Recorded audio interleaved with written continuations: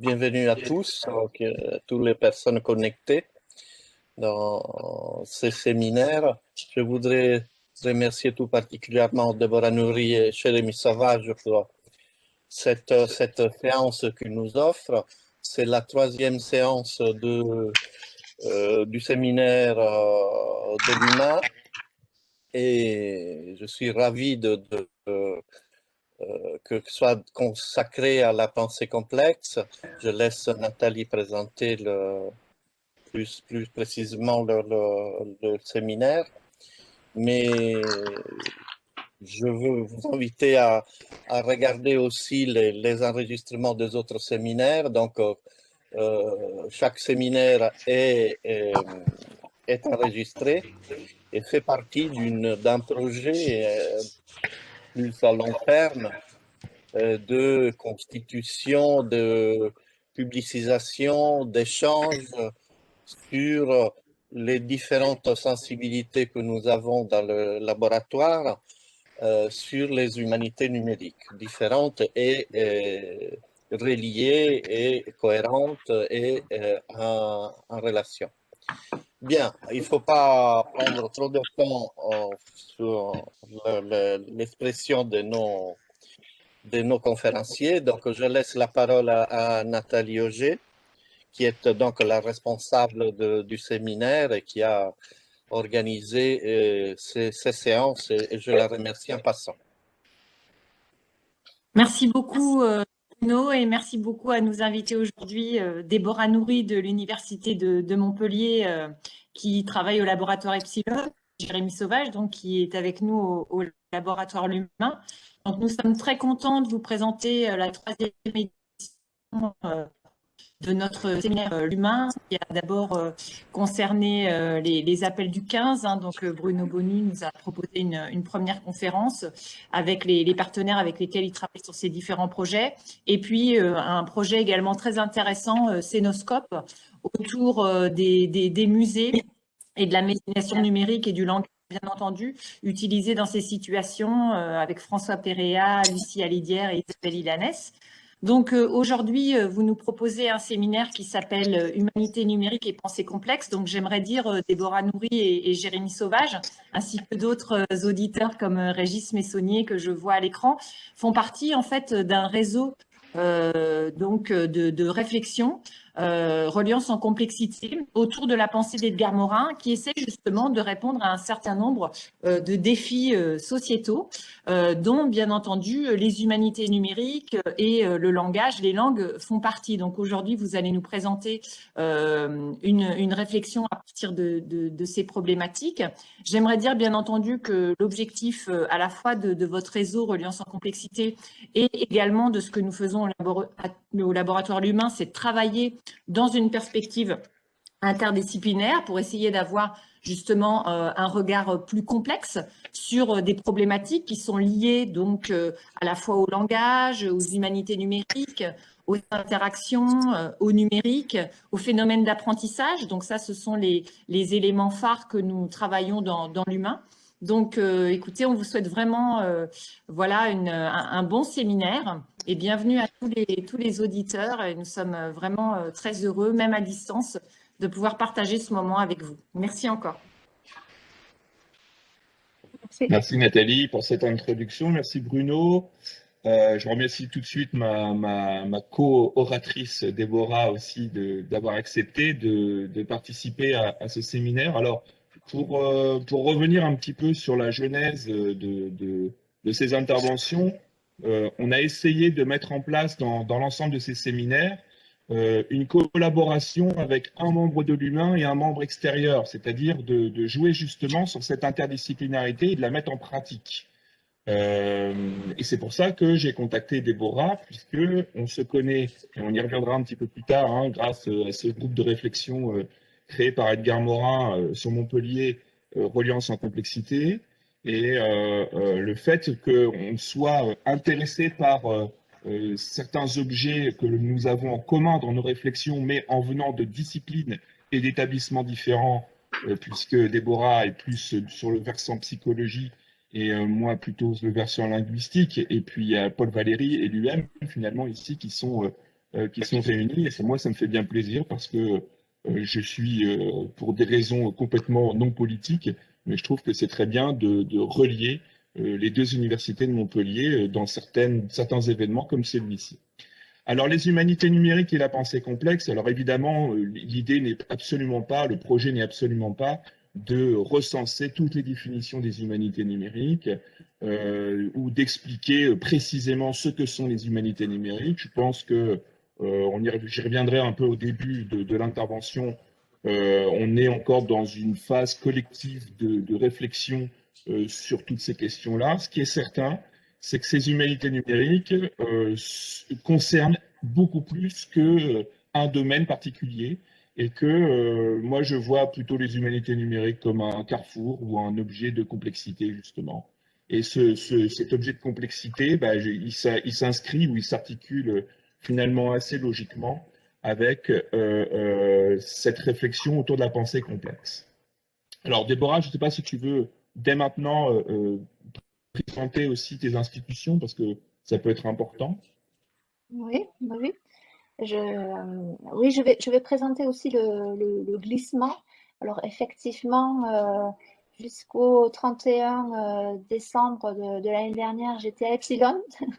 Et puis, malheureusement, et c'est un peu en lien avec ce que tu évoquais, Jérémy, il y a eu une séparation entre l'UM et Paul Valéry.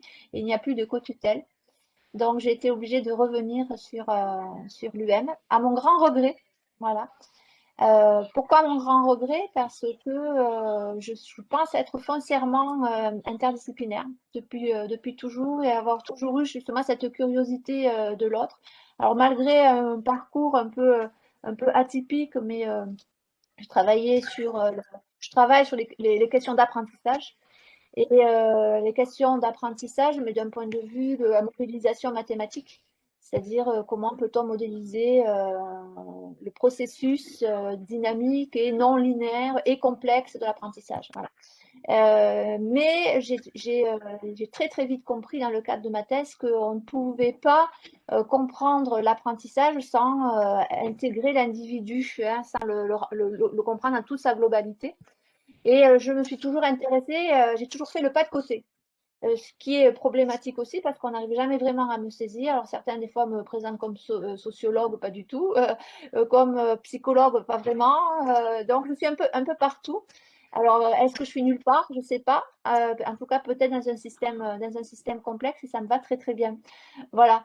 Donc à présent je suis revenue à l'UM et je suis revenue peut-être à mes anciennes amours, effectivement à Remove DHM sur les questions d'apprentissage et plus de modélisation. Voilà pour mon parcours. Alors, dans cette intervention aujourd'hui, on va vous proposer un déroulement qu'on pense être assez logique, c'est-à-dire que l'idée, c'est de partir d'une échelle assez large pour se centrer un peu comme dans une démarche d'entonnoir, en fait, où on va se focaliser dans une deuxième partie sur une illustration du projet HUT que certains membres du Labo Luma connaissent puisqu'ils sont participants et à l'éthique, on participe aussi sur plusieurs disciplines sur ce projet interdisciplinaire.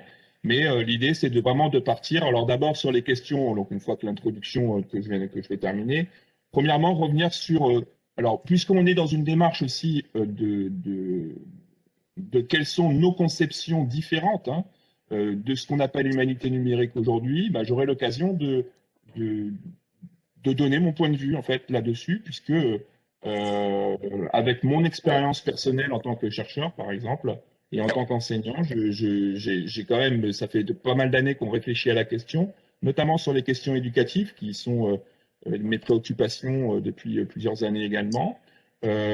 Comment concevoir, comment moi personnellement je conçois ce qu'on appelle les humanités numériques. Alors, ce qui va être intéressant ensuite, c'est de pouvoir échanger autour de. Alors, d'autres vont avoir leur propre point de vue, évidemment. Et puis, avec l'idée de la pensée complexe en arrière-fond, le projet, ce serait plutôt de relier en fait toutes nos conceptions des humanités numériques et d'en trouver une sorte de cohérence et un dénominateur commun. Dans un deuxième temps, on va parler évidemment de la pensée complexe et surtout de l'intérêt de la pensée complexe dans cette réflexion. Et je pense que si certains d'entre vous ont eu l'occasion de lire ou d'aider Edgar Morin à n'importe quelle époque d'ailleurs, parce que ça fait maintenant un certain nombre d'années que la pensée complexe et en tout cas la pensée complexe maurinienne est présentée, défendue, exposée, relayée même dans les médias. Il s'avère qu'on a effectivement ici un levier tout à fait intéressant pour notre réflexion de départ autour des humanités numériques.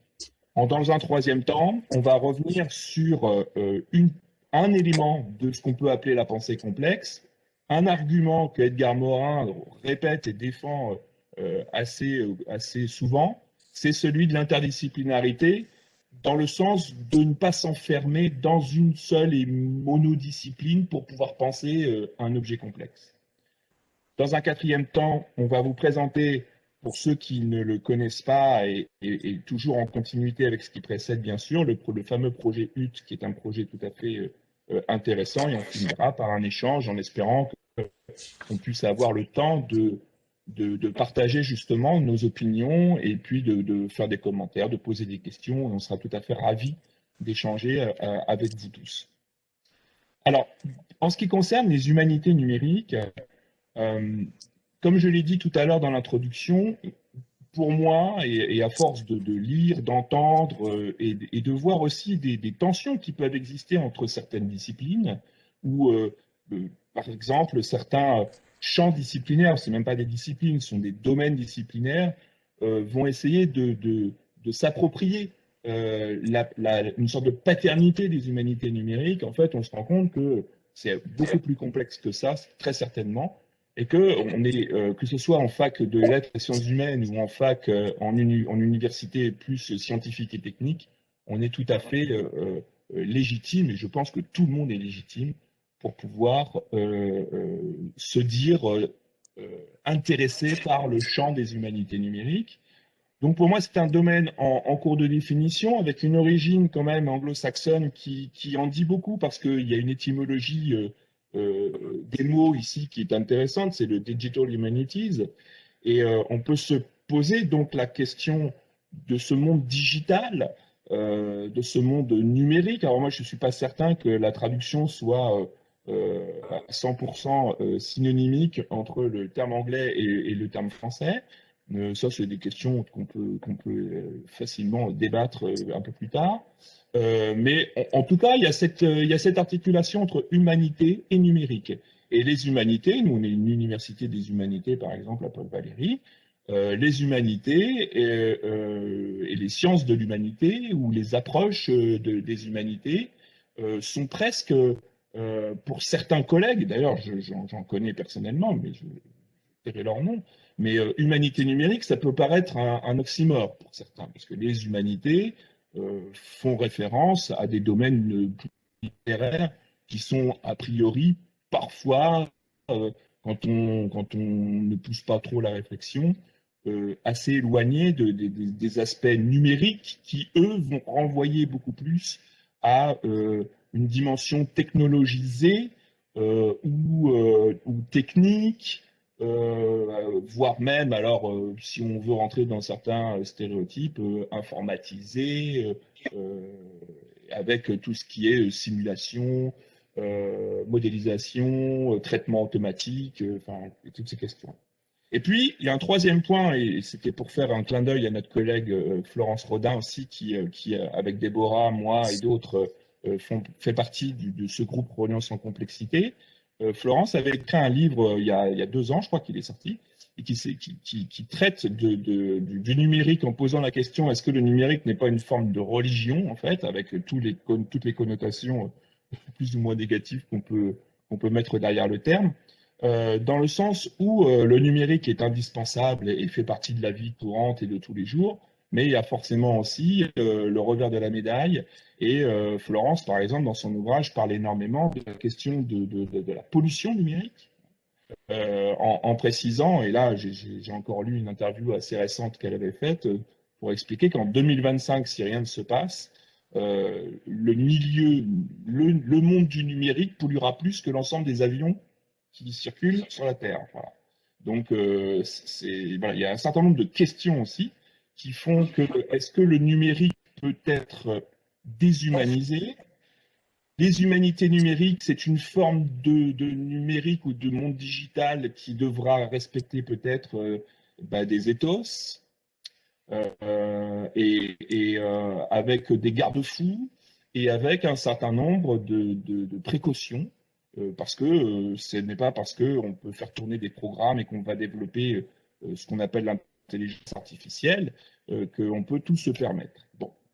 Alors, en sciences du langage, puisque moi je m'inscris complètement et uniquement dans les sciences du langage, je distingue trois grands objets pouvant intégrer l'identité humanité numérique. D'abord, comme outil d'analyse ou méthodologique, c'est ce qu'on fait en traitement automatique des langues, par exemple. Le traitement automatique des langues, on l'utilise, par exemple, là, en acquisition du langage, on essaye de trouver des scripts statistiques, voire de modélisation, pour pouvoir dégager des représentations graphiques du lexique, des règles de syntaxe ou de l'usage des phonèmes, des sons de la langue chez les enfants entre 2 ans et 4 ans, par exemple. Voilà, donc on fait un traitement automatique de la parole, donc ça veut dire qu'on va coder du corpus, ça veut dire qu'on va utiliser des programmes informatiques et qu'on va ensuite essayer de faire tourner tout ça pour en déduire et en comprendre peut-être des résultats ou des aspects qui ne sont pas si évidents que ça sans l'usage de l'outil, en fait. Voilà. Donc, c'est vraiment l'outil au service de l'analyse, ici, par exemple. Ensuite, moi, je vois dans le domaine des sciences du langage aussi les humanités numériques comme un objet de recherche plein, c'est-à-dire on veut travailler sur le terrain numérique, par exemple, ou on veut travailler donc sur des comportements langagiers, hein, ou des comportements socioculturels des êtres humains. On peut travailler aussi sur les discours à propos du numérique.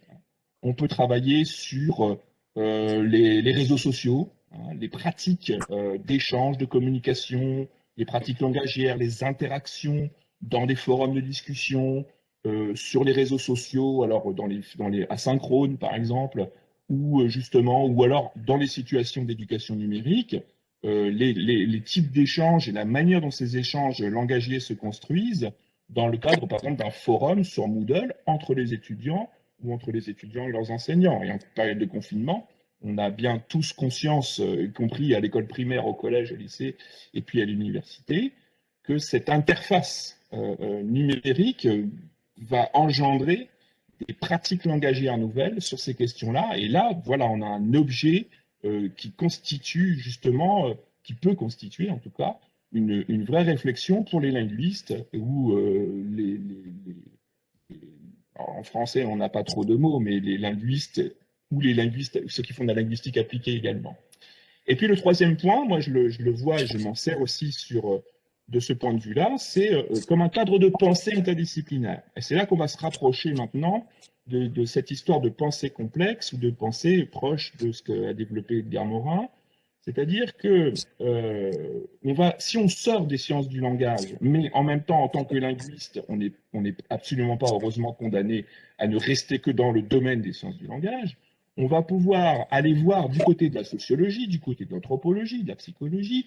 On parle d'humanum, par exemple, on a un master humanum dans le département des sciences du langage. Ce master humanum, il est dans le département des sciences du langage parce que ce sont des collègues de sciences du langage qui l'ont monté, construit, développé depuis des années et des années. Mais on aurait très bien pu imaginer un master humanité numérique dans d'autres disciplines. Et c'est ça qui est intéressant, c'est-à-dire que l'idée que le linguiste va apporter son regard de linguiste à propos d'un objet complexe, mais que le psychologue va pouvoir apporter son regard de psychologue sur ce même objet complexe.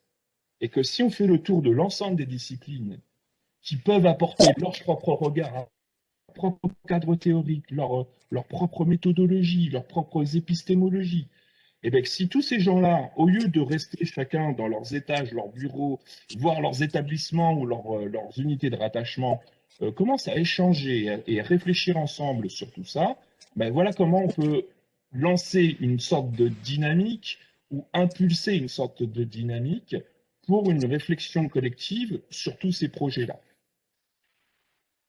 La question que moi je pose avec un petit amusement, parce que on peut répondre oui, non, peut-être ou pas du tout, c'est faisons-nous tous des humanités numériques? Moi, je ne rencontre plus depuis quelques années aucun de mes collègues ne va, enfin, tout le monde fait des humanités numériques. Enfin, tout le monde dit qu'il fait des humanités numériques. Donc si tout le monde fait des humanités numériques, ça veut dire que déjà que les humanités numériques ne sont pas forcément une discipline en soi, voire une discipline. Si c'était une discipline en soi ou quelque chose de cet acabit, en tout cas, ce ne serait pas une discipline comme les autres. D'ailleurs, il me semble que pour le, on peut remonter à la précédente. Hein. Les humanités numériques se présentent tout de même, alors selon les auteurs, comme une transdiscipline. Une transdiscipline qui en fait se pose à la fois comme porteuse, donc comme tu le disais, hein, de méthodes, de dispositifs, de perspectives heuristiques. Et elle est liée certes au numérique dans le domaine des SHS, mais elle se positionne comme transdisciplinaire. Et alors, c'est quelque part un petit tour de passe-passe pour dire elle traverse. Effectivement, toutes les disciplines vont pouvoir s'en emparer parce qu'elle est transversale. Et là, il y a déjà un petit problème qui pourrait se poser, et on le verra par la suite, c'est-à-dire, est-ce réellement transdisciplinaire? Si on revient à la définition de la transdisciplinarité, certes, elle peut être étudiée par un ensemble de disciplines. Est-elle pour autant transdisciplinaire, c'est-à-dire, est-ce qu'elle va pouvoir apporter de nouveaux savoirs? Est-ce qu'elle va pouvoir créer une nouvelle méthodologie? Est-ce qu'elle est réellement hors champ? Peut-être pas, parce que c'est la définition de la transdisciplinarité. Par contre, est-ce qu'elle nous amène à faire un travail, comme tu le disais, peut-être interdisciplinaire? Oui, à condition que chacun veuille bien un peu bouger ses lignes. Parce que la dimension, on le verra par la suite, de l'interdisciplinarité, c'est quelque part la confrontation, mais positive, hein, dans le sens scientifique, qui nous amène à bouger nos modèles, à bouger notre théorie, à la confronter à d'autres. Et là se posent des problèmes un peu dispositionnels, c'est-à-dire de volonté de travailler dans un inconfort disciplinaire. Et là, effectivement, tous les chercheurs ne sont pas prêts non plus à rentrer dans cette phase d'inconfort.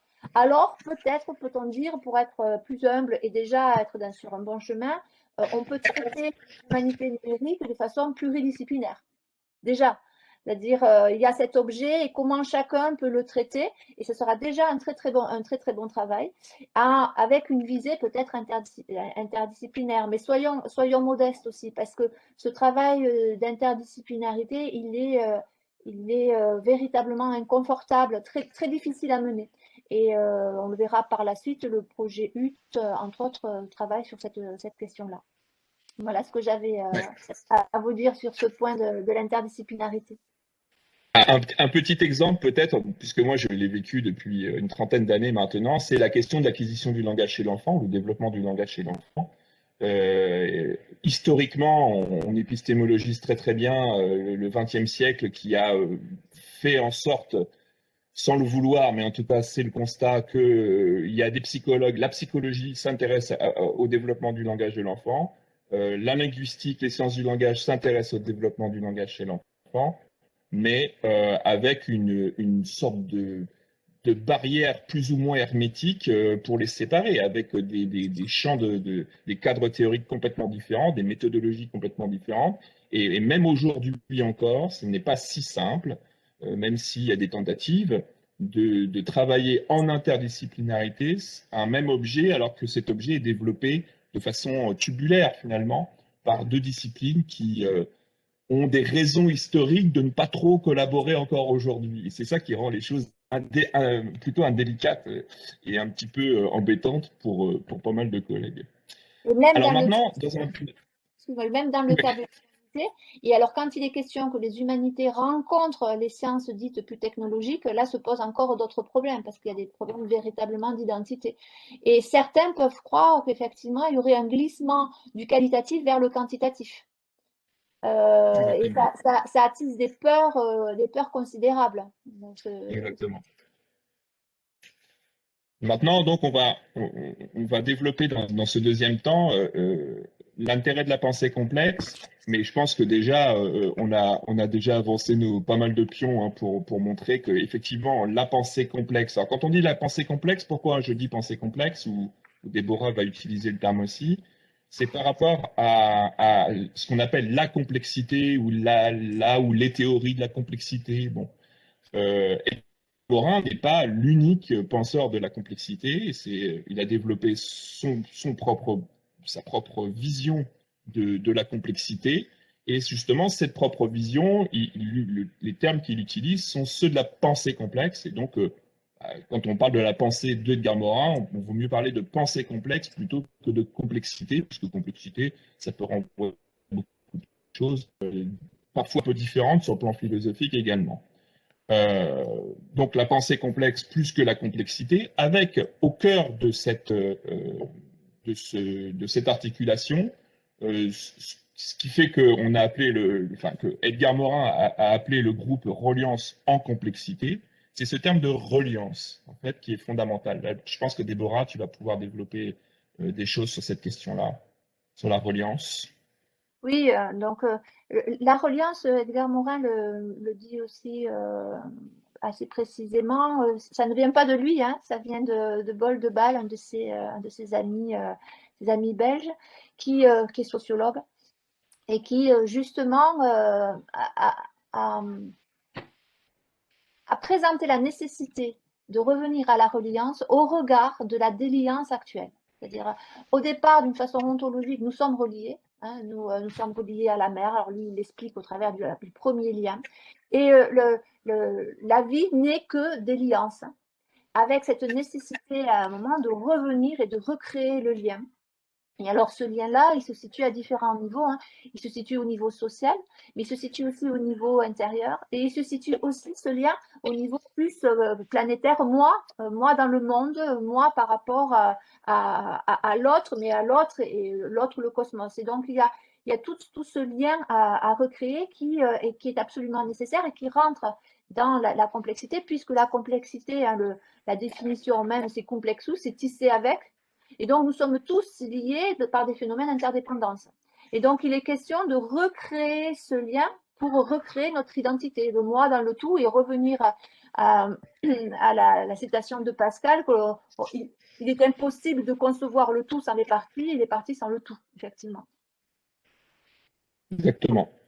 Donc, si on prend l'exemple, pour montrer l'exemple de l'importance de cette reliance, en ce qui nous concerne par rapport aux humanités numériques, on serait dans une démarche, non pas de cultiver les différences entre les points de vue, les conceptions, les appréhensions de l'objet complexe que représente le numérique dans la société humaine, mais plutôt de trouver les points communs et puis d'essayer de tisser plutôt que de séparer l'ensemble de ces réflexions. Par une dimension aussi, par la dialogique, hein, qu'évoque Edgar Morin, c'est-à-dire qu'il est préférable de trouver le « et » que le « ou bien ». Hein. C'est ça. C'est rassembler ces opposés, donc relier et ne pas être dans une pensée. Alors, si on revenait à la dia précédente, la vision binaire, on pourrait dire numérique, 1-0. Ben non, c'est tout ce continuum qu'il peut y avoir entre le 1 et le 0 et le « et », en fait, et remettre au centre la question du « et », et donc la question du lien. La pensée complexe, finalement, est une alternative à la pensée binaire. C'est-à-dire que c'est une façon de lutter ou de ne pas tomber dans ce qu'on appelle, des fois on appelle ça la simplicité, moi j'appelle ça le simplicisme, parce qu'il faut que ce soit quand même très, pour moi c'est très négatif, mais c'est-à-dire que je vois un arbre vert, donc tous les arbres sont verts. Enfin voilà, on peut remonter aussi à la logique aristotélicienne et à d'autres modes de pensée pour montrer aussi qu'il y a une histoire de la complexité ou de la pensée complexe au travers de l'histoire des êtres humains. Et tout ça, ça fait que finalement, ça va permettre de redéfinir un ancrage épistémologique dans le sens où forcément, une série de questions vont découler de ce type de posture épistémologique. Parce que moi, en tant que linguiste, par exemple, je vais me dire, ah bon, mais ça veut dire que il y a d'autres chercheurs dans d'autres domaines qui peuvent m'apporter des choses. Je vais prendre un exemple très très simple. et Régis Messonnier étant connecté, on est en train de préparer un numéro de revue et je participe au comité éditorial de ce numéro de revue qui est la revue française de gestion.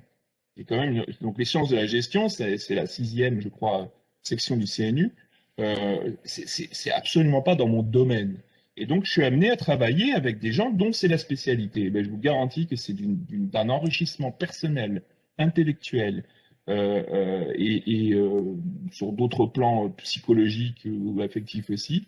C'est incroyable. Parce que, en fait, on découvre que on n'est pas tous obligés de sortir du même moule, entre guillemets, ou de la même filiation de pensée pour se rejoindre dans une pensée commune. Et ça, à mon avis, ça fait partie des choses qui manquent et qui nuisent à la réflexion générale dans le milieu de la recherche aujourd'hui. Mais ça, on pourra éventuellement en parler un peu plus tard, d'où l'intérêt d'ailleurs de développer ou d'avoir au moins la volonté de construire des laboratoires un peu interdisciplinaires et en tout cas pas refermés sur, voire même une discipline ou une sous-discipline, parce qu'il y a certains laboratoires sont complètement un peu sclérosés dans leur propre conception sans aller voir ce qui se passe après. Et donc, on en arrive à ce groupe Reliance en complexité. Alors, je ne sais pas, Déborah, peut-être que tu veux rapporter un petit peu en quelques minutes l'histoire de ce groupe-là, tel qu'il a été conçu il y a presque 2 ans maintenant. Alors, sur l'histoire, Régis aurait pu intervenir et nous raconter vraiment. Moi, je peux vous le raconter de Oh, mon mais point. rapidement, hein, c'est pas. Voilà.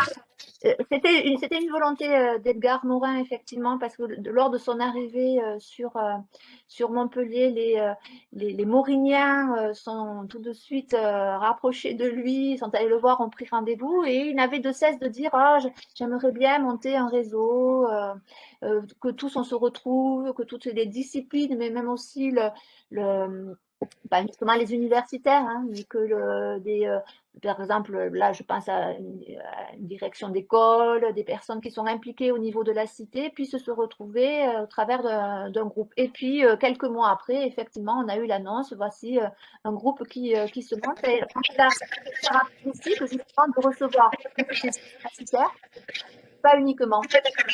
Il y a... j'ai un petit retour. Je sais pas si quelqu'un a fait un... Vous m'entendez bien? Moi, j'ai un retour. Non, c'est bon? C'est bon. Il y a à la fois des universitaires, comme tu voulais dire, en gestion, en linguistique, il y a de la bio, il y a je crois aussi, rappelle-moi les différentes disciplines, il y a de la psycho, effectivement, donc il y a des Il y a la univers. biologie, la psycho, la linguistique, les sciences économiques, la gestion, le management, et on est 15 ou 17 maintenant, je crois. Ah oui, oui. Et, 19 officiellement. Alors, on est 19. Et c'est international aussi, puisqu'on a l'Amérique latine qui nous rejoint sur certaines réunions. C'est aussi national, parce qu'il y a certains chercheurs de Lyon, Lyon-Paris qui participent. Et donc, c'est un groupe qui travaille de façon très sérieuse au travers d'ateliers.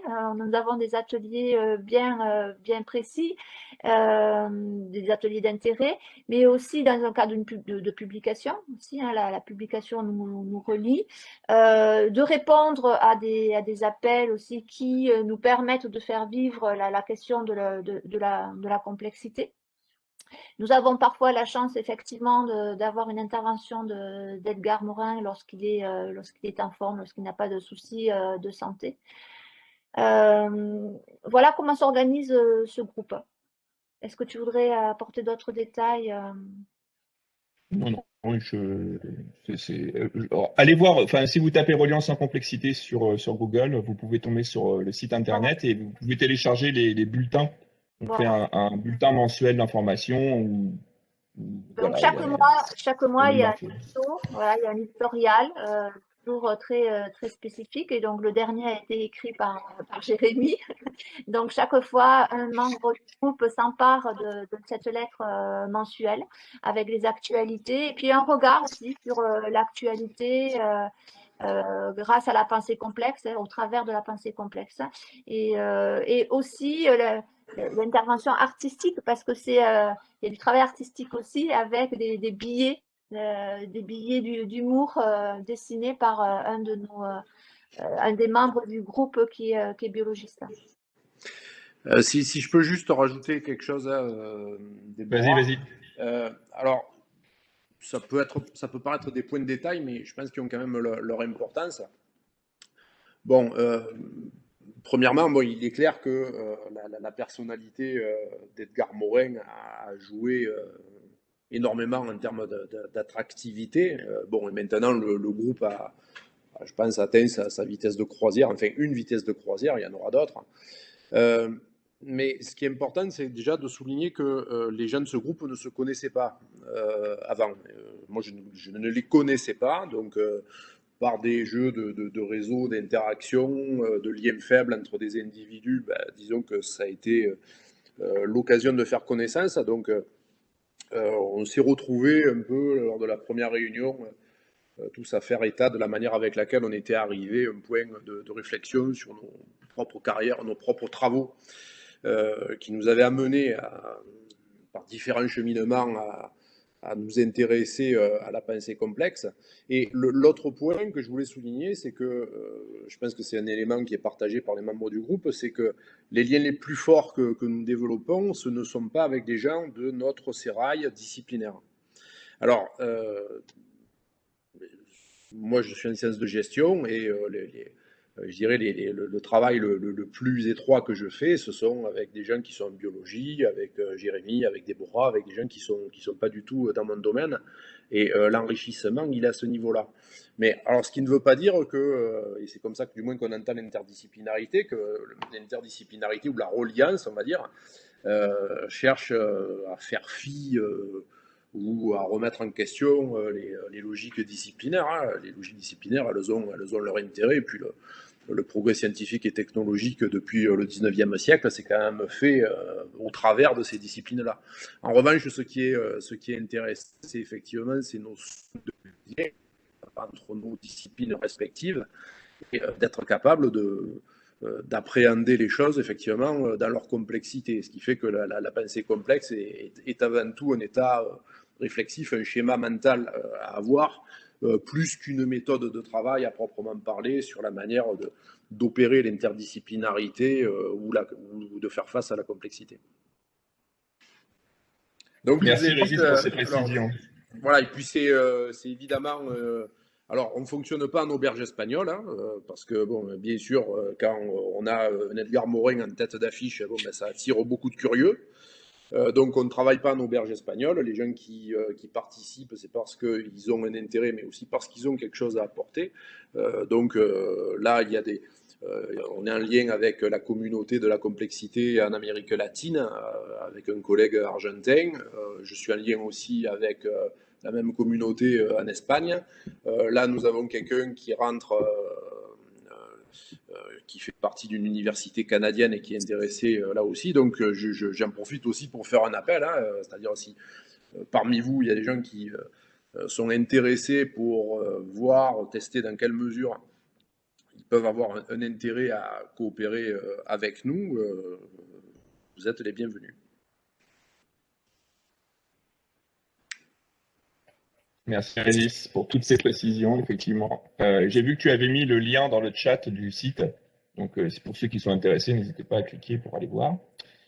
Un point aussi évoqué par Régis, c'est-à-dire que effectivement, on n'est pas dans le mode de pensée maurinien où on rentre comme en religion, la religion du numérique évoquée par Florence. Non, c'est pas la religion maurinienne, malgré le fait, comme c'est précisé, il y a un ancrage épistémologique. Effectivement, ça nous renvoie à modifier notre ancrage épistémologique. Et malgré tout, la pensée complexe, elle s'inscrit dans des principes qui nous amènent à bouger notre propre ancrage épistémologique. Et il ne faut quand même pas oublier ces principes.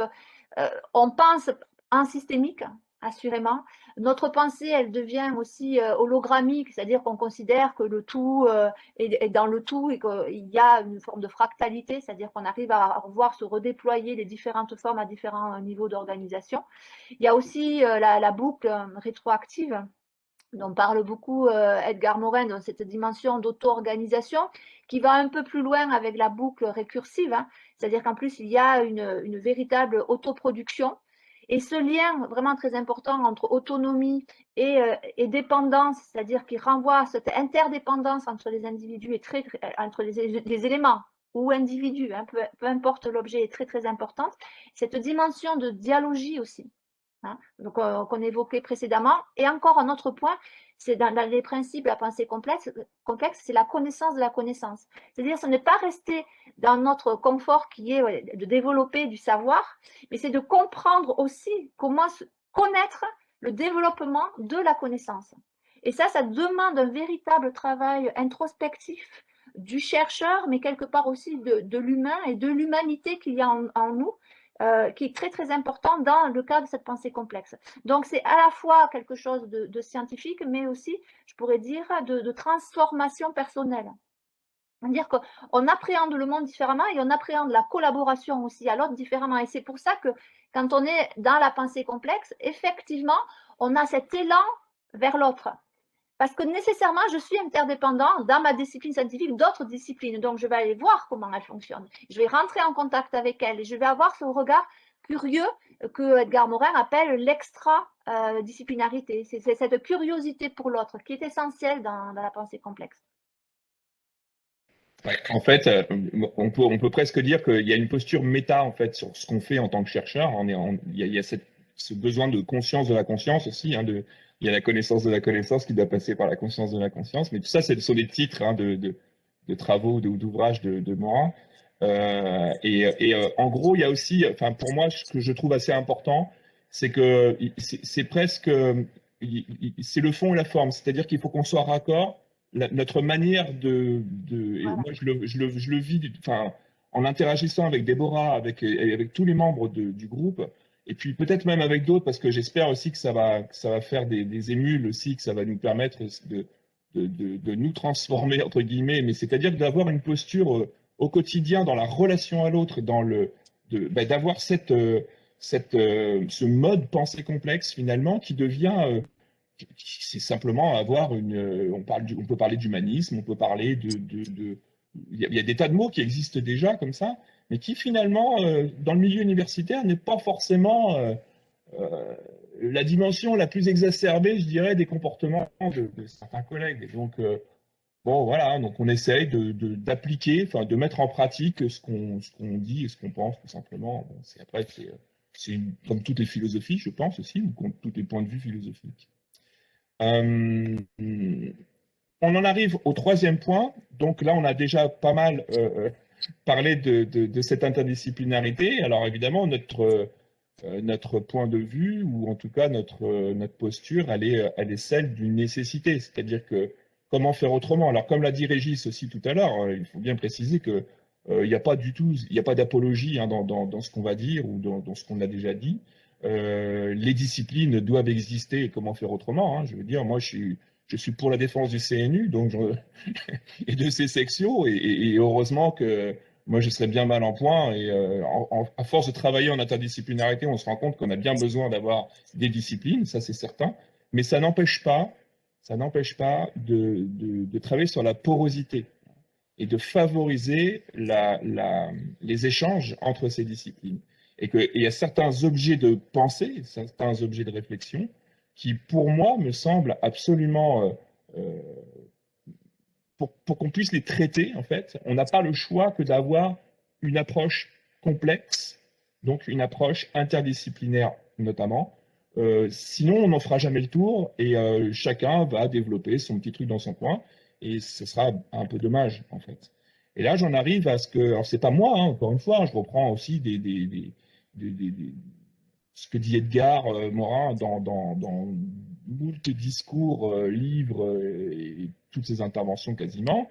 Je me souviens quand il était venu pour l'inauguration de l'Humain il y a 2 ans, non c'était l'année dernière, il y a un an et 2 mois. Il avait parlé justement de ce danger du chercheur isolé, c'est-à-dire que, attention, aujourd'hui, la recherche au XXIe siècle, ce n'est plus un chercheur enfermé dans sa tour d'ivoire qui réfléchit tout seul à un sujet et qui va ensuite écrire un essai pour balancer la bonne parole au monde entier. On le comprend bien que si on veut faire le tour de cette question complexe autour d'un objet définir. Alors, on peut prendre les humanités numériques, ça marche pour, je pense, n'importe quel sujet. C'est très compliqué. C'est pour ça que il y a de moins en moins. Alors moi, je pense que c'est toujours important qu'un chercheur ait des publications en son nom propre et tout seul, parce qu'il y a des choses qu'on a le droit d'avoir notre propre signature qui reflète notre propre pensée personnelle dans la publication scientifique. Malgré tout, on se rend bien compte que de plus en plus souvent, on a des publications scientifiques avec un nombre de signatures très important. Et généralement, c'est pas pour faire joli. Hein. C'est pas pour dire, regardez, on est 5, 6, 7, 8 à réfléchir là-dessus. Non, non, c'est parce que chacun va avoir son rôle. Chacun va apporter, en fait, sa propre vision autour du sujet. Et c'est l'ensemble de ces visions qui va permettre l'unité de la publication.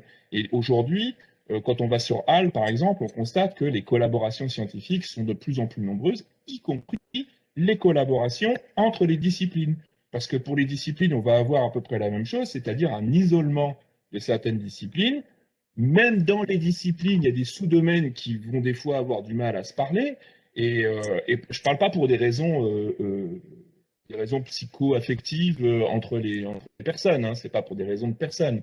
Je parle vraiment en termes de ce qu'on a vu, par exemple, moi, dans l'histoire de l'acquisition du langage chez l'enfant, tous les travaux des innéistes, alors, pour faire simple, c'est ceux qui pensent que le langage est complètement inné, ce n'est pas le résultat d'un apprentissage, mais que l'enfant est préprogrammé pour développer sa parole, son langage et ses compétences linguistiques. Tous ces travaux des années 60-70 dans la foulée de Noam Chomsky, et puis en France, il y a eu Jacques Meller, et puis d'autres. Hein. En fait, quand on regarde ces travaux-là, jamais dans la bibliographie, on a les contradictoires, ou en tout cas les autres points de vue autour du développement du langage. C'est-à-dire qu'on ignore volontairement tout un pan de la recherche. Et ça existe.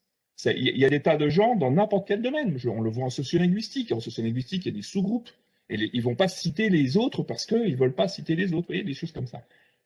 Donc les disciplines vont finir par, en tout cas, sont parfois dans une logique d'isolement. Et ça, de toute façon, pour quelqu'un qui essaie d'évoluer d'un point de vue intellectuel et à la recherche d'une vérité, des idées, des connaissances, des savoirs, c'est forcément contre-productif à plus ou moins long terme. Donc, c'est peut-être plus confortable à vivre pour certains. Moi, je peux le comprendre. Hein. Moi, le confinement, moi, je suis chez moi, ça va, hein, je me sens très bien. Mais n'empêche que j'ai bien envie de partager aussi, y compris physiquement et socialement, autrement que par un écran, des échanges avec mes collègues. Bon. Ce qui fait que dans l'interdisciplinaire, on va avoir l'interagir ou l'interaction entre les disciplines. Ici, on n'est pas dans le pluridisciplinaire, on n'est pas dans. C'est des choses pour moi qui sont assez distinctes. Hein. Donc l'interdisciplinaire, c'est de faire le lien entre les disciplines, tout simplement. Quoi. Et de permettre d'avoir cette posture épistémologique qui, par exemple, peut se rattacher à la pensée complexe de Morin pour favoriser cette interdisciplinarité, en espérant qu'on puisse répondre à des questions que la discipline toute seule, le chercheur tout seul, complètement isolé, lui, ne pourra jamais répondre à la question parce que tout seul, c'est quoi la phrase, on va plus vite mais on va moins loin, et quand on est plusieurs, eh ben, on va moins vite mais on va plus loin. Voilà. Alors là, peut-être, Déborah, tu avais parlé de fractal tout à l'heure, donc là, je te laisse rebondir, si tu veux, sur ces histoires de défragmentation et d'unification. Oui, alors pas forcément là en lien. J'étais plus quand même sur cette question d'interaction entre les disciplines et cette nécessité effectivement de recréer ce lien, parce que l'objet d'étude, en fait, ce que on peut constater, ce que dit Edgar Morin ne cesse de dire, c'est que tous les objets sont complexes. C'est-à-dire que la complexité, c'est la règle. D'accord ?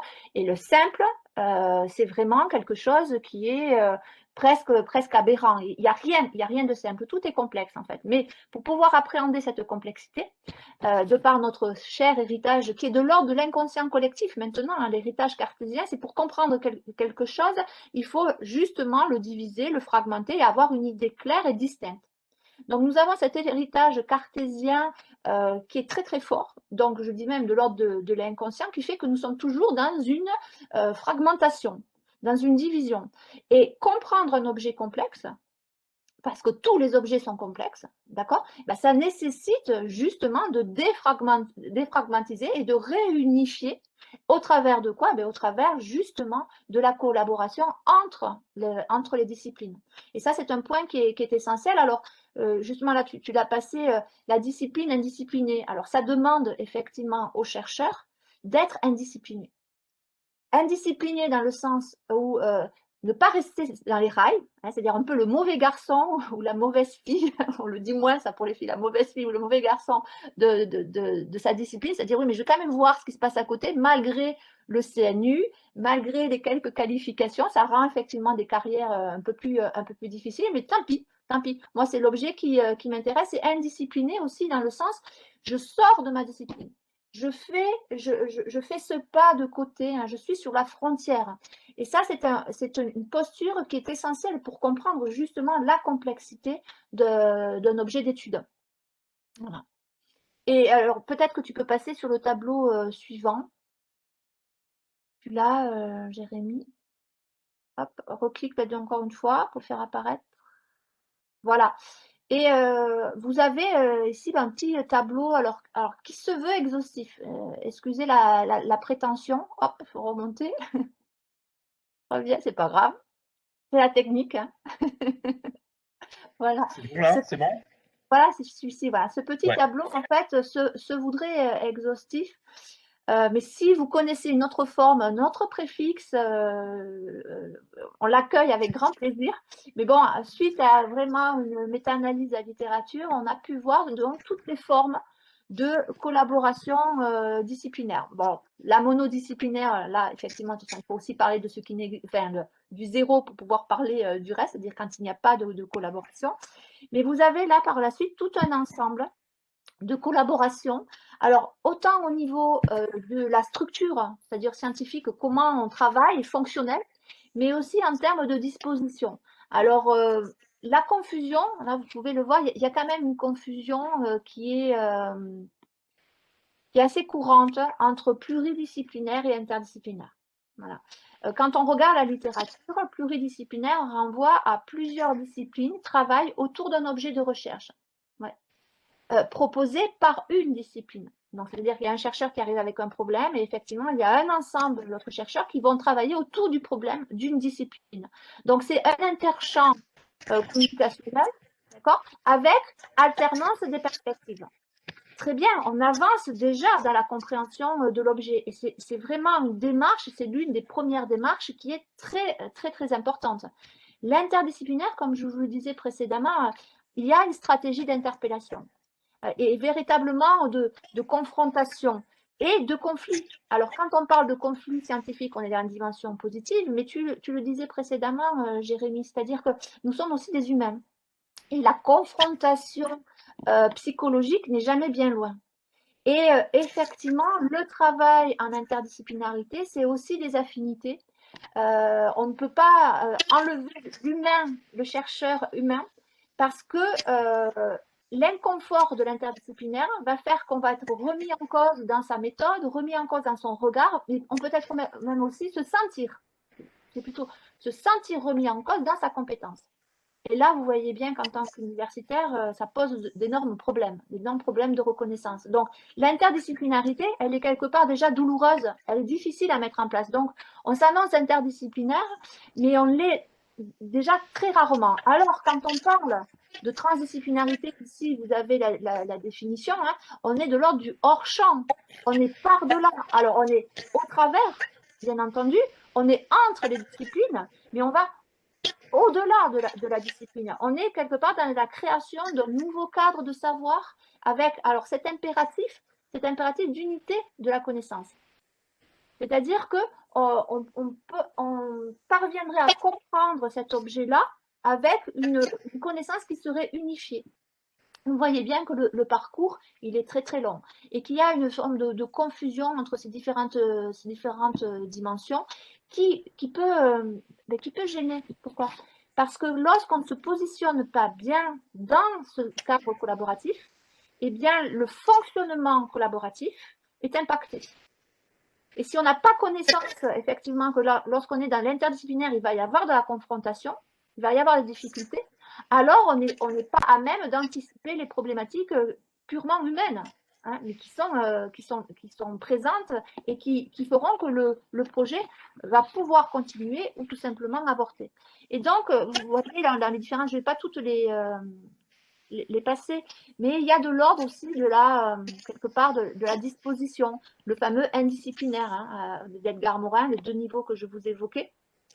Et puis il y a aussi cette dimension aussi d'écodisciplinarité, qui est très intéressante, on en parlera sûrement par la suite, hein, c'est d'écologiser les disciplines, et en tenant compte des dimensions contextuelles, culturelles, sociales. Et là, toutes les humanités ont effectivement leur place.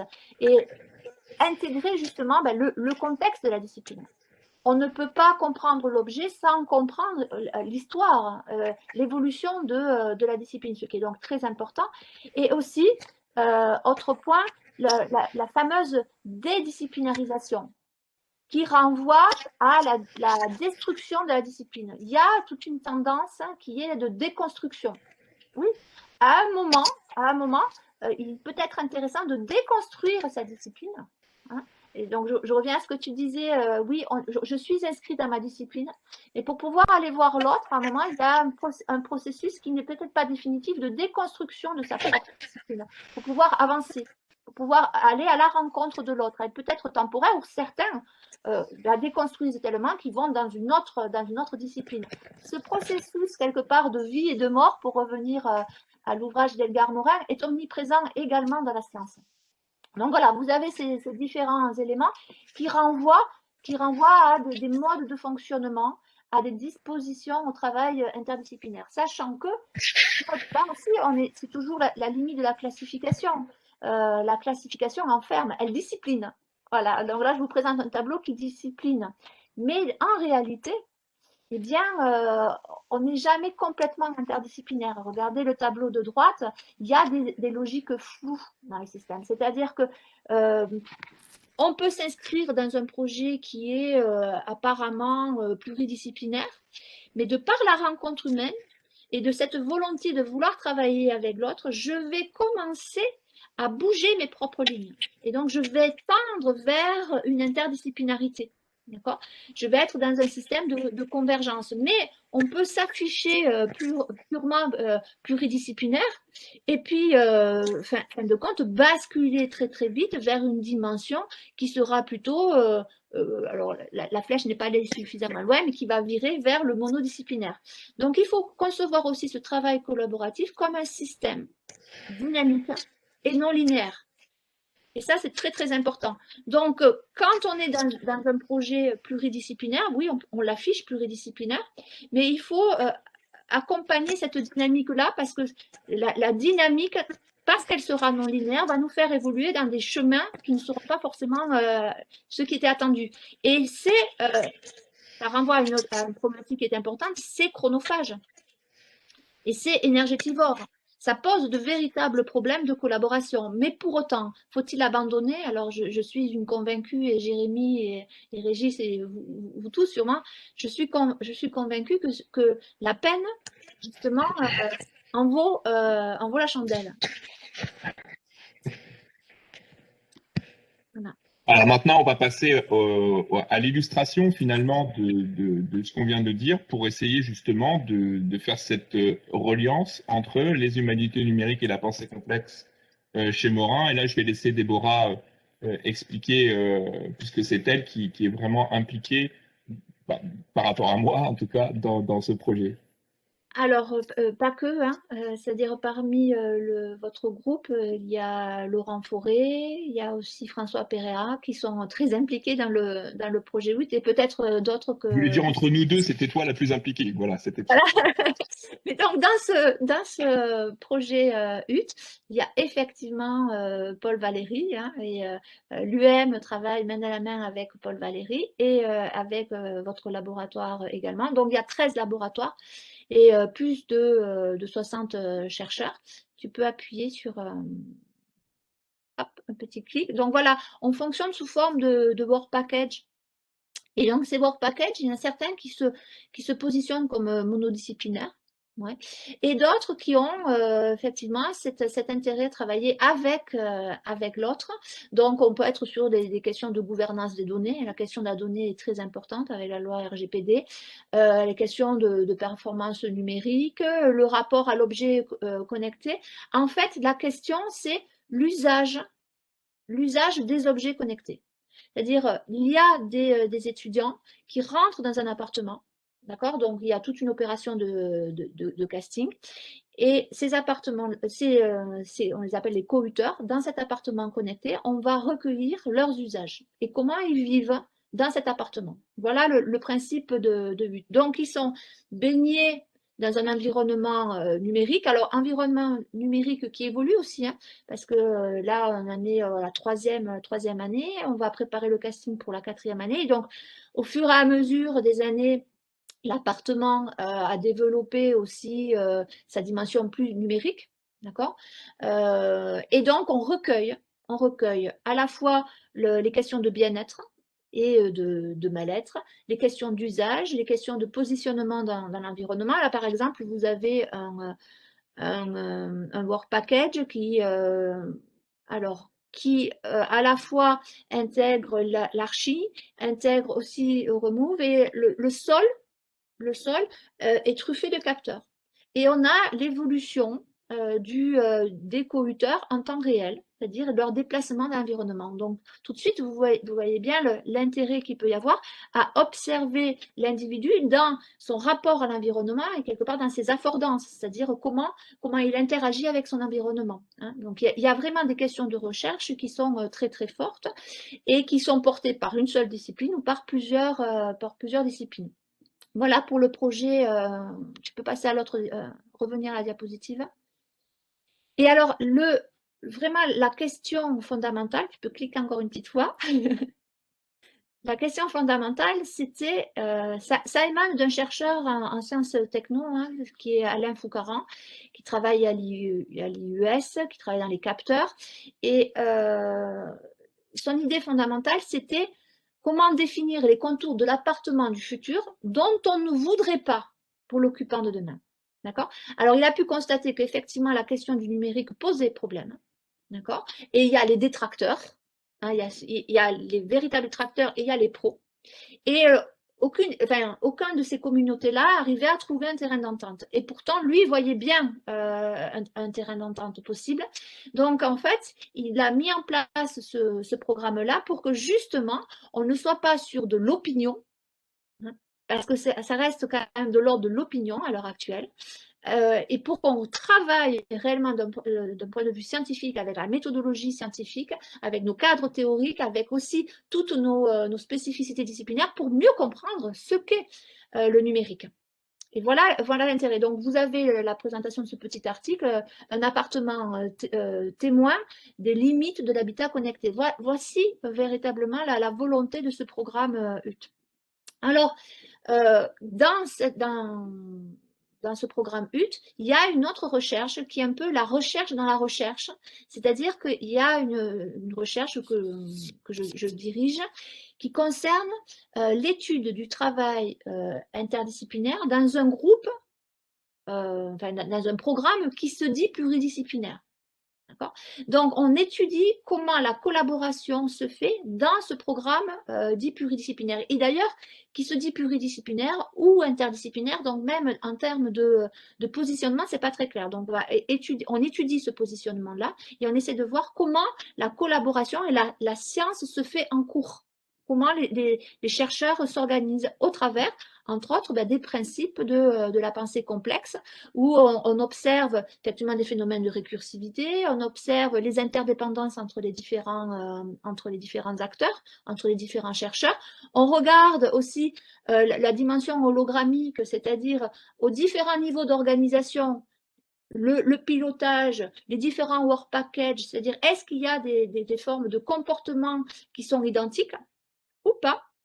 Dire les niveaux d'organisation, est-ce qu'ils sont quelque part hologrammiques ou alors il y a véritablement des différences, ou est-ce qu'ils fonctionnent de façon isolée.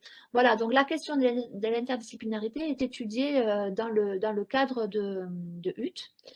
Et peut-être, et donc le dernier point, il y a certains parmi vous qui sont impliqués, HUT Théâtre, et c'est la dimension artistique de ce programme-là, c'est-à-dire que justement, cette grande discussion qu'il peut y avoir entre les pros et les anti, eh bien, ça a donné l'idée de créer HUT Théâtre avec une scénarisation, des sortes de scénettes qui renvoient aux grandes problématiques par rapport au numérique. Et donc, avec des projets très intéressants, c'est-à-dire que là, il y a une réponse à un appel à projet de l'ANR. Il y a des suites possibles dans le cadre du Festival d'Avignon, aura-t-il lieu ou pas, enfin, dans les années futures. C'est-à-dire que vraiment, on investit cette question scientifique d'un point de vue artistique. Et les chercheurs sont absolument engagés dans cette dimension-là, c'est-à-dire apportent cet éclairage et quelque part un peu cette poésie à la recherche. Voilà pour donc vous avez les tweets et puis vous avez les différentes informations. N'hésitez pas à vous renseigner et surtout n'hésitez pas à vous impliquer parce que le programme HUT est absolument ouvert. Merci beaucoup pour ce développement, Déborah. Alors, pour terminer, parce qu'il nous reste, enfin, on a envie vraiment d'avoir le temps aussi d'échanger, l'idée, ce serait de mettre en discussion, sachant que moi, personnellement, j'ai pas la réponse et que ça reste en cours de réflexion. Mais moi, ce qui m'intéresse beaucoup par rapport à tout ça, c'est la question de l'éducation à la pensée complexe.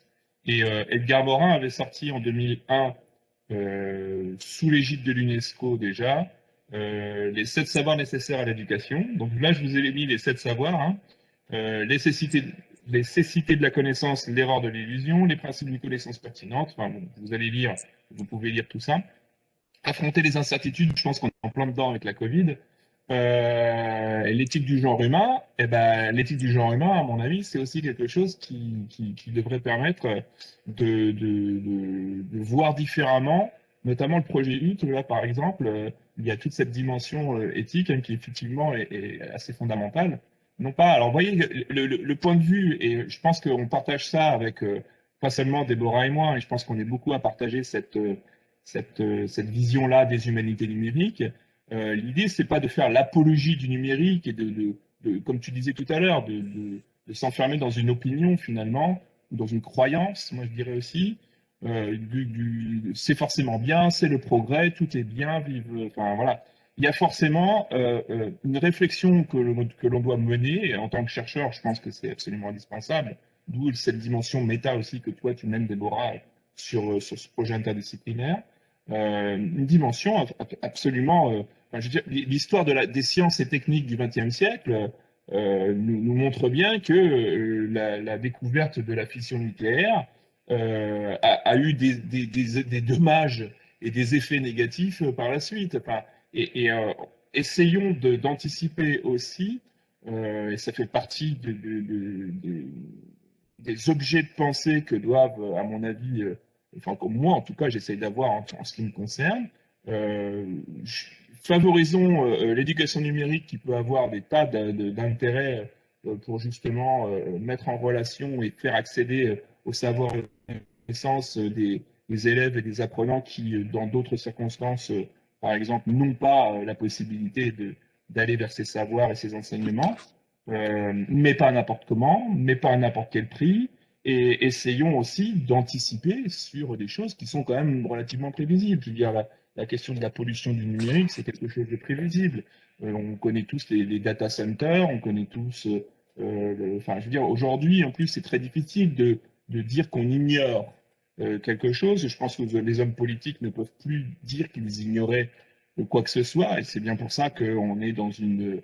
Après, ça, c'est encore différent, mais malgré tout, il y avait peu d'hommes politiques, ou alors c'était généralement après leur décès, qui se retrouvaient devant un tribunal. Aujourd'hui, on a l'impression que les mises en examen depuis 15 ans se multiplient, simplement parce que bon, on peut plus se cacher derrière une ignorance feinte ou non, d'ailleurs. Hein. Bon.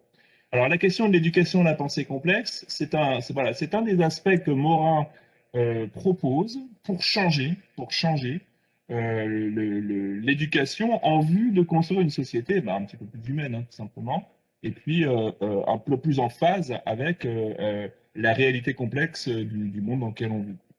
Et puis, euh, moi, pour essayer éventuellement de lancer un petit peu la discussion, mais peut-être que vous avez déjà d'autres questions. Donc, il y a la question de la technologisation et ses limites, hein, de tout ce qu'on vient de parler.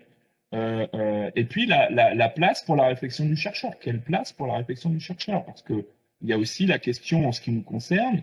On est toujours content quand Le Monde fait un article ou un média quelconque assez ouvert sur la société et la cité qui va relayer nos résultats ou nos réflexions. Mais mine de rien, on l'a vu là avec les médecins et puis qui sont quand même tous des professeurs en médecine, chefs de service dans les plus grands hôpitaux. Généralement, il y en a quand même une bonne dizaine, une bonne quinzaine qui étaient médiatisés. À un moment donné, on a vécu en direct le fait que le politique, comme ça ne l'arrange pas forcément, il décide de ne plus écouter les médecins. Il a le droit de le faire, mais à mon avis, ça c'est assez symptomatique du statut du chercheur dans la société qui a perdu énormément alors peut-être qu'il en avait trop avant, mais qui a perdu énormément en image, quoi. En image, en légitimité, en reconnaissance. C'est-à-dire que moi, je suis le premier à dire que tout le monde a le droit d'avoir son opinion, mais comme dirait un ami à moi, quand la personne fait depuis 20 ans ou 30 ans de la recherche sur un domaine particulier et qu'elle donne son opinion, c'est plus une opinion et son discours a une autre valeur que le discours de tout venant. Voilà, tout simplement. Ça ne veut pas dire qu'il a raison, hein, attention. Hein. Et c'est justement la limite aussi de tout ça. Mais voilà, donc par rapport aux humanités numériques, par rapport à la pensée complexe, voilà comment moi je vois un peu l'articulation des choses. Déborah, je te laisse éventuellement conclure aussi, et puis on laissera la parole ensuite à nos auditeurs et auditrices. Ma conclusion, elle concernerait vraiment cette question de l'éducation, hein, qui me semble être fondamentale, hein, c'est-à-dire que propose Edgar Morin. Lui, effectivement, il propose d'inventer un nouveau système d'éducation qui serait fondé sur la reliance et fondé sur la reliance qui touche les dimensions éthiques, hein, le dernier point que tu évoquais tout à l'heure, hein, l'éthique du genre humain. C'est remettre l'anthropos. Alors, justement, il n'y a pas d'anthropocentrisme, c'est-à-dire c'est remettre la place de l'anthropos dans cette sorte de. Alors, qu'il évoque, hein, ce ternaire qui est l'espèce, la société, l'individu, et vraiment prendre conscience de ce système qui est complexe et développer justement des connaissances de cette éthique, de notre rapport à l'environnement, et ça semble être fondamental, et donc ça devrait constituer des enseignements spécifiques de nos enfants. Il y a vraiment un questionnement, me semble-t-il, très très important à avoir, et aussi nous, notre propre rapport à l'enseignement en tant qu'universitaire. C'est-à-dire, est-ce que nous sommes là que pour dispenser du savoir? Est-ce que nous développons chez nos élèves un certain savoir-faire? Oui. Et quelle est la question du savoir-être aussi? Est-ce qu'on l'évalue réellement, le savoir-être? Et est-ce qu'il n'est pas essentiel justement pour développer du savoir et des savoir-faire? Donc, on doit aussi se reposer la question de ce savoir-être, et quelque part, comme nous y invite aussi la pensée complexe, c'est de devenir des écologistes quelque part de l'action. c'est-à-dire des enseignants et développer aussi chez nos élèves, les étudiants, les élèves et les étudiants, cette capacité à prendre en compte l'environnement, à prendre en compte les interactions entre les différents éléments, à prendre en compte les aléas, les incertitudes pour devenir de véritables oui, écologistes hein, de l'action. Et peut-être que dans ce cadre-là, effectivement, les problématiques autour de la technologisation, on en verrait immédiatement les limites et les avantages. Et on pourrait effectivement appréhender cette discussion-là en dialogique, comprendre de la nécessité, oui, mais savoir aussi le ralentir, savoir aussi faire le et pas le ou bien. Et ça me semble être essentiel.